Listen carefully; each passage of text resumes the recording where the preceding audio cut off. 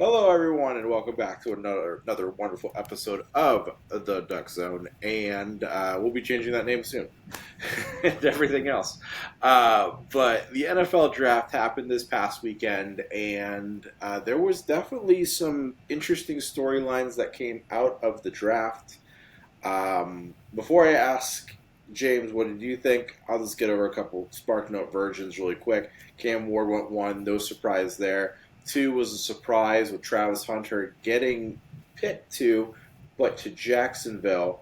They sent a haul over to Cleveland, which is a whole story we'll talk about here in a bit.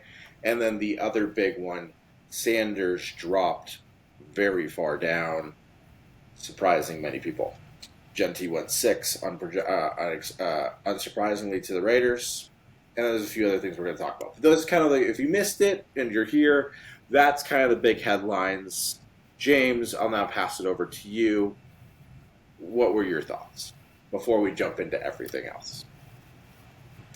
Yeah, I mean, you pretty much nailed it. I'm not going to repeat what you said. I mean, the Sanders fall was by far the most crazy, I don't even know the word to use, unexpected.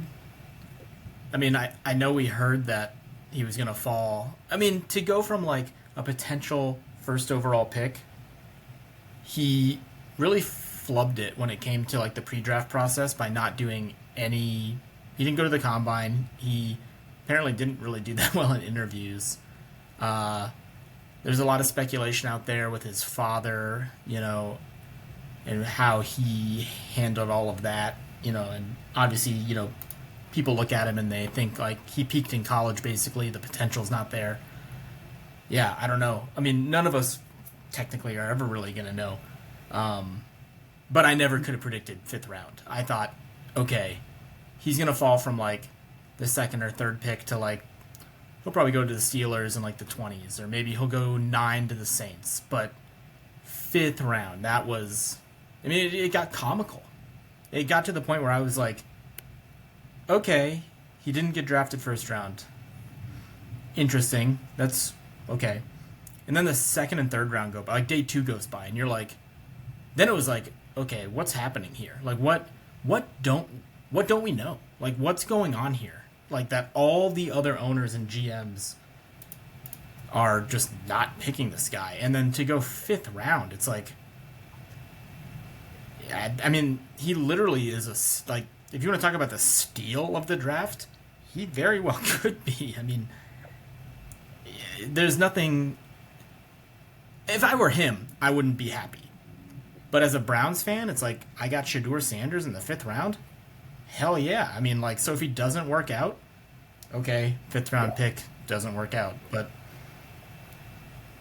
hopefully someone can get the Browns out of this eternal hell that they're in when it comes to this quarterback carousel. Yeah, I mean, we have now have a couple days to think about it. I mean, the first day was shocking. You had all the stats of like there was only a 3% chance of him not going in the first round. The moment Tyler Shook got drafted by the Saints, which was 40 in the second round, if I remember right, it was at that moment that I was like, oh, this, he might not, like, it was a weird thought, but it was like, oh my God, he might not get drafted at that point. It was like, okay, we're getting to a spot of this may not happen. And then now we've kind of gotten past it. He got drafted by Cleveland, and they took Dylan Gabriel, in the third. So they have technically five quarterbacks on the roster. Deshaun Watson's not going to play ever again. We know that, or more than likely. I mean, so technically you got four. But, what we're now hearing out of NFL camps, basically, wasn't really being shared with analysts, in February and March. And like the team that I kind of like highlight, there has been quotes now out of, is the Giants. So the Giants signed Jameis Winston, and I think they signed him believing he'd be a good mentor for Sanders. Sanders then goes there, does his interview, and they're already one of the teams that has come out and said he was one of the worst interviews that we have ever seen. Very shortly after probably that interview happened, they then went and signed Russell Wilson.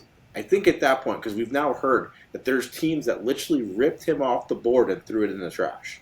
They were never drafting him. So I don't think this has much to do with his father outside of the fact of the quarterback is probably the most important position in sports.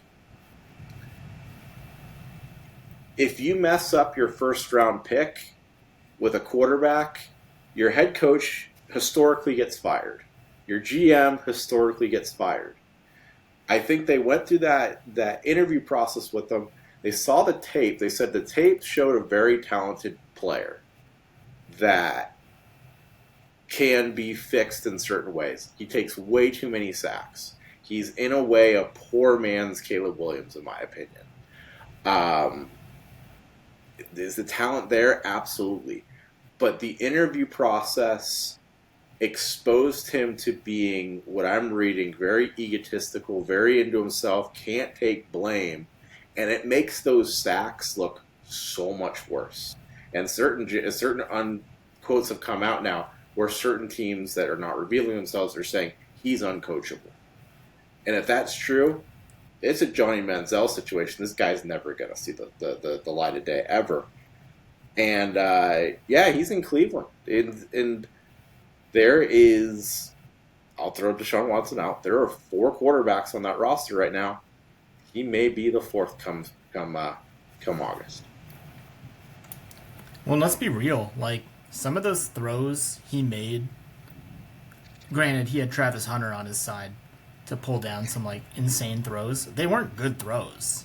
You know, they're highlights. They make Sports Center, and it's like one of those, like, oh, what are you doing? Oh, okay, Travis Hunter bailed you out. Like, you're not getting away with that. I mean, you can get away with that in the NFL here and there, but not as much as he did at Colorado. Like, Travis Hunter bailed him out, and they actually did have a good. I can't think of the other receiver they had on their team. Jimmy Horn he had a pretty Jr. good receiving core. Jimmy Horn Jr. He got drafted. Yeah.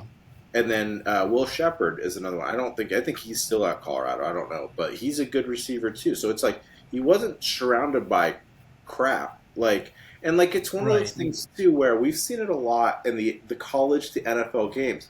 We've seen it historically. I could name a couple most recently.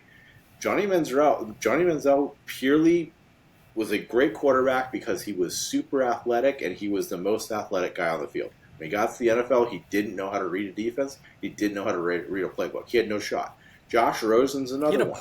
He had a partying problem too. Yeah, he had a partying problem too. But then Josh Rosen's another one where, he was great at UCLA, didn't need to read a playbook, got to the NFL, and he fizzled out so fast because he had no idea how to read a defense.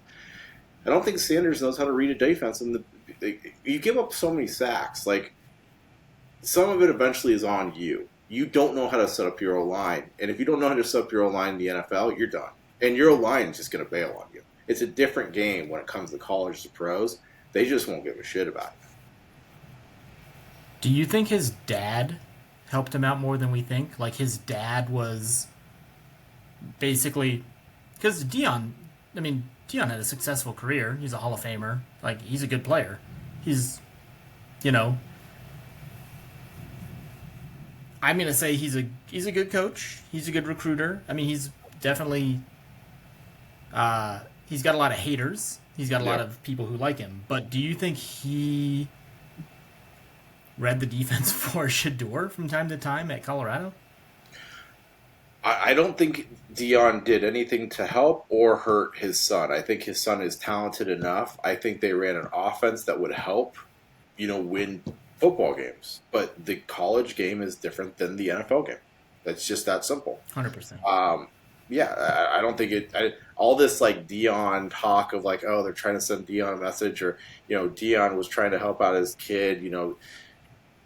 No, I do believe Sanders was a good enough quarterback to play at a Power 5 school. There's no question about that. He's a very good quarterback.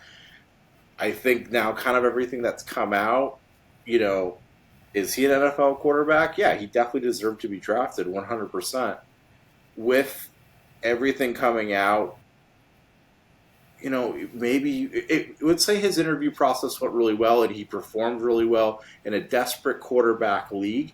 Yeah, he probably would have gone first round because they would have probably seen a lot of poor man Caleb Williams, we can figure this out. We can fix this. There's enough talent here that we can. I think the thing that killed him was just the fact that he interviewed so bad that teams said, "Wow, this guy's uncoachable."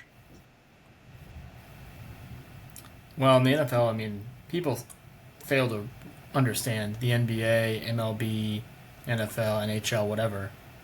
It's a business, and it's also your like it's all these. This is your job, so it's like Yeah, you want to have a guy that also fits in with what you're looking for with your program, with your team. So it's like, you have a GM and a coach who are like, I don't want to work with this guy. I mean, yeah, like you said, the interview process, like all these guys interview, like, yeah, and if they're just like, yeah, he's really good, but culturally he might not be the best fit.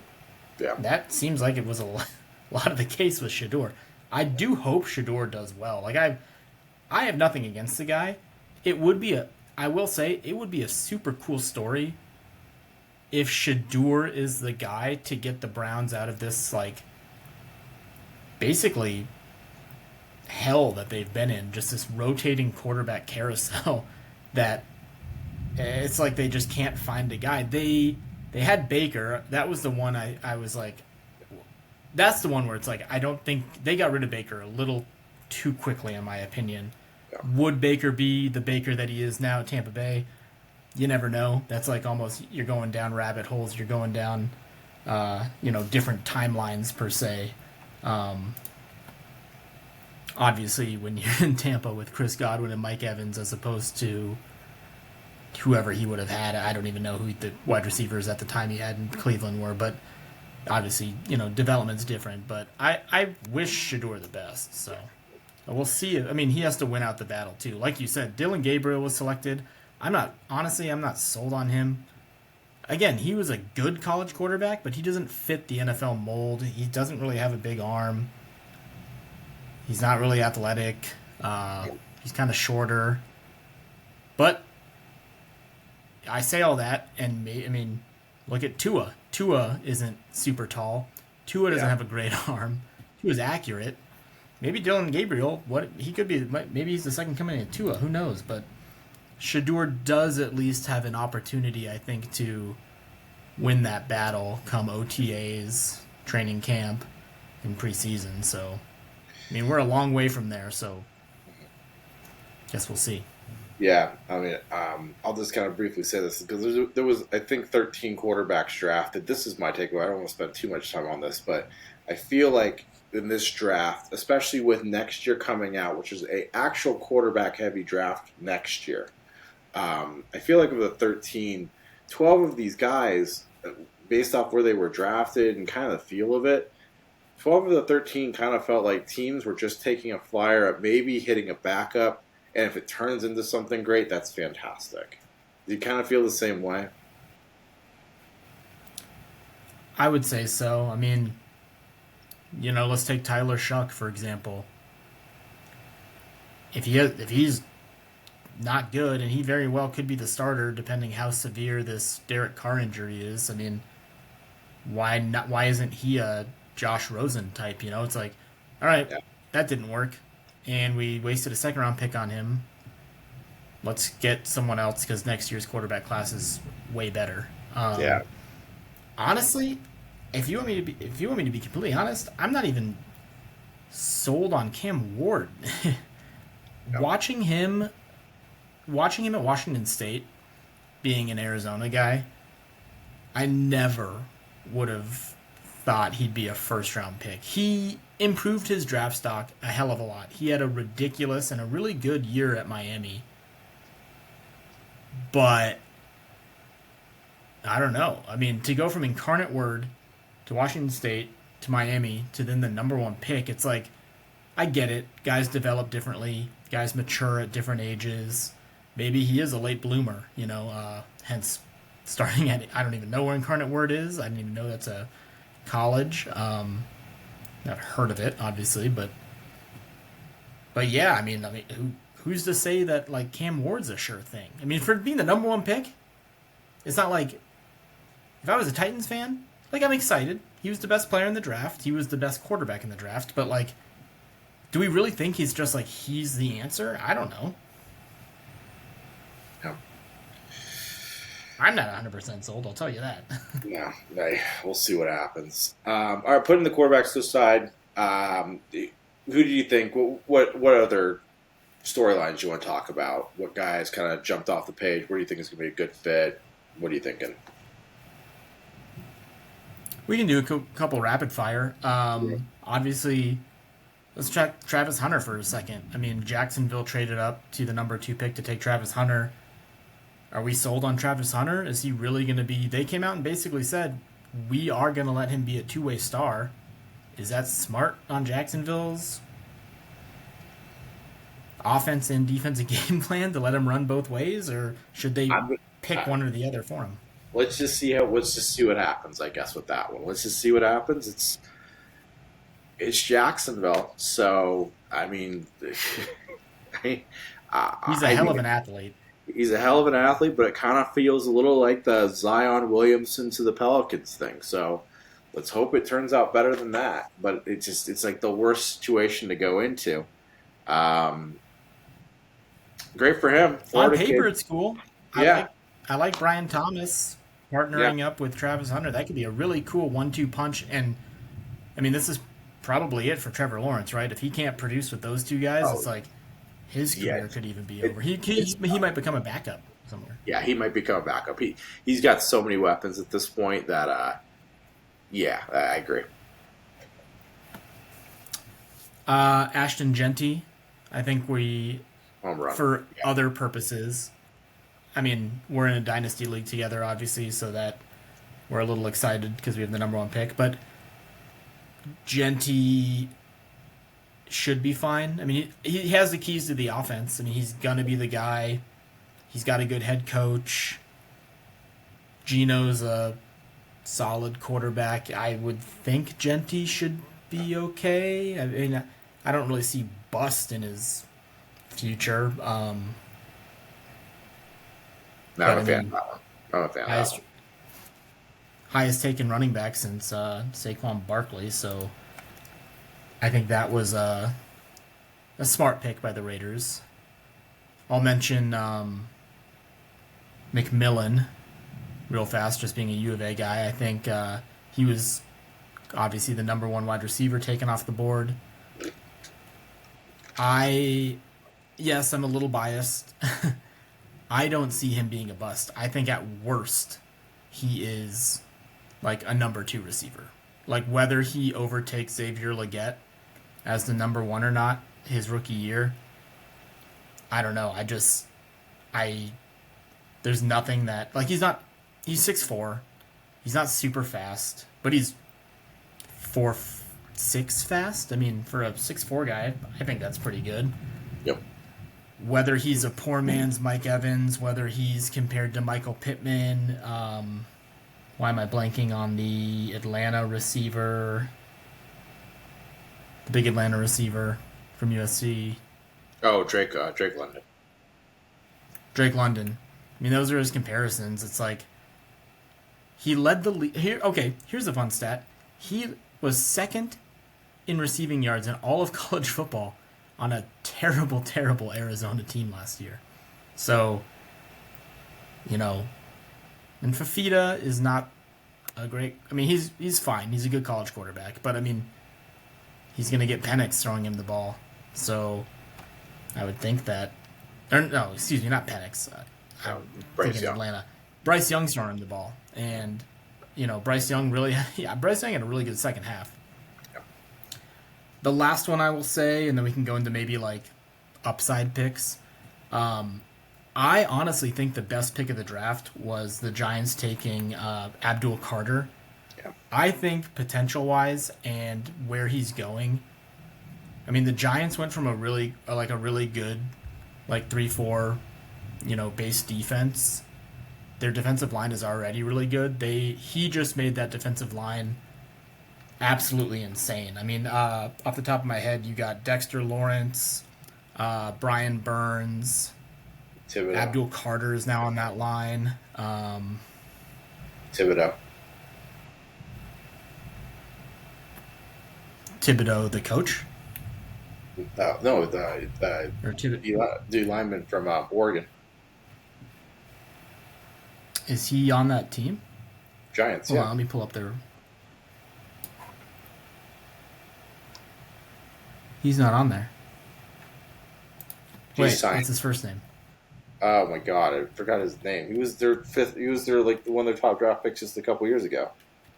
Oh, Kayvon Thibodeau. Yeah,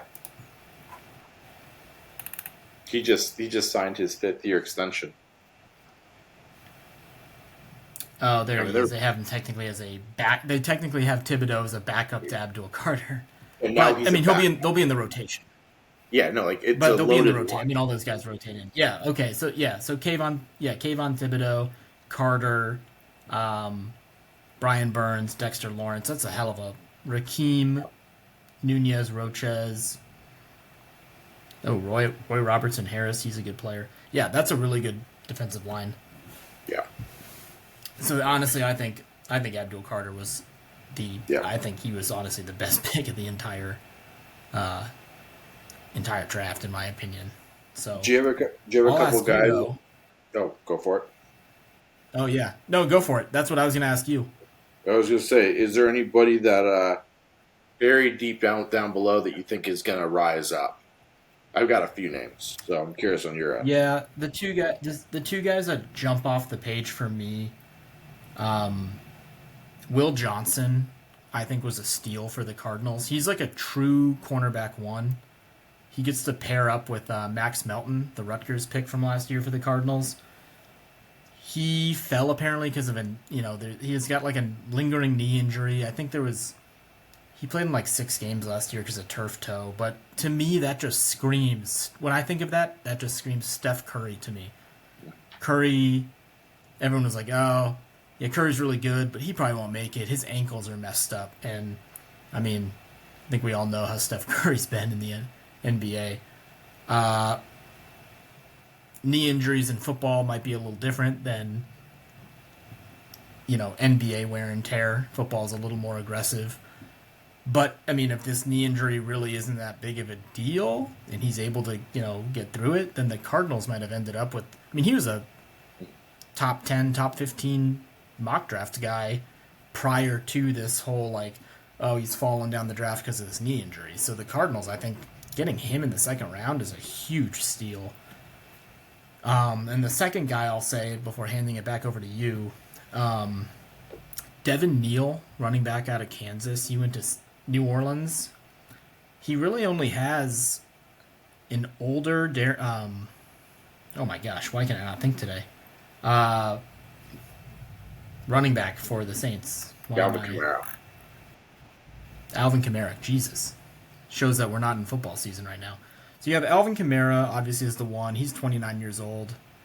You have Kendre Miller, who is supposedly this super athletic dude, but hasn't really proven it yet. So Devin Neal, I mean, he had 3 years in a row at Kansas of 1,000 yards. Just a steady dude. He can catch out of the backfield. He might just right away slot into a rotation with Alvin Kamara to spell him some time. If I know Kendre Miller had some injury issues, but it was injury issues that the coaching staff wasn't happy about. Um, which makes me think like, was he not rehabbing correctly, or like was he? I don't want to say faking an injury, but not putting in the time to get back. Whatever it may be. I don't know. But Devin Neal, I think he's a solid running back, someone who can join into the rotation with Kamara. So those are my two big guys. I'll kick it to you because I know you Okay. said you had a couple. Yeah, I got a couple really quick. I got a couple Oregon guys. Cardinals took Jordan Birch, D end. When healthy, he was really good at Oregon. He had some health issues last year, but when healthy, very good player. Could have been a first rounder, but he went third to the Cardinals, and that could be really interesting to see how that develops. Another Oregon guy, Jordan James, running back, went to the 49ers. Kind of almost like a Michael James situation all over again. Same team, everything like that. I think he's going to be a good backup to Christian McCaffrey, and probably going to be able to do stuff on special teams as well. That guy just breaks tackles, so um, he's just a baller. So I think He's going to work well in that 49ers offense. And then the last one I think is going to be interesting, and he was drafted late, and I don't think anyone knows what's going to happen here because Pittsburgh doesn't technically have a quarterback. They took Will Howard, and Will Howard won the national championship last year. Who knows? That guy might get, legitimate playing time because we don't know what the Steelers are doing at quarterback at this point. They don't have much on their roster. Will Howard may be that quarterback, which would be pretty shocking. And maybe they were just sitting around just being like, this is our guy. Maybe nothing, but they picked a winner. And, someone knows how to win, it helps. So I think those are my three. Yeah, you don't win a national championship for nothing. So I think that's a good one. Yeah. I'll give you one more. Mike Green, the edge rusher from Marshall, went to the Ravens.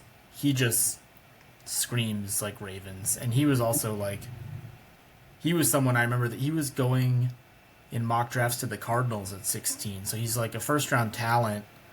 If I remember right, I remember reading he had some sort of off field issues, Yeah. Whether it's always hard with that because there's guys who have off field issues and then they fall in the draft. And it doesn't end up mattering. Not to keep going back to the NBA by all accounts, but I look at Klay Thompson. Oh, he smoked a ton of weed at Washington State. It's okay. No, I don't think anyone ever even worries about that anymore. You never even think about that anymore. But at the time, people are I don't know if I should take Klay Thompson. He smokes weed. It's okay. I don't know what the off-field issue is with Mike Green, but he just screams like someone who's going to probably excel with the Ravens. He's a good pass rusher. Marshall had a really good team last year, so I guess I'll throw that in as my my third steal of the draft. But we could go on for hours and hours, so I'll kick it back to you if you have any last things to say. No, I think at this point we just kind of let this thing settle, and we'll kind of see where these chips fall in these next few months, and we'll see what happens now with the rest of free agency, and wait for football to happen here, I guess, in a few months. Not much else to say. So. And Aaron Rodgers. We'll see where Aaron Rodgers goes if he goes. Yeah, if he goes anywhere. All right, guys. Well, I think we're going to wrap it up for tonight. Thank you so much for being here. And, NBA is still cooking away. NHL, baseball season's in full swing. We'll talk to you soon. I don't know when our next episode is going to be. Probably somewhere NBA championship time. So, all right, guys. We'll talk to you soon.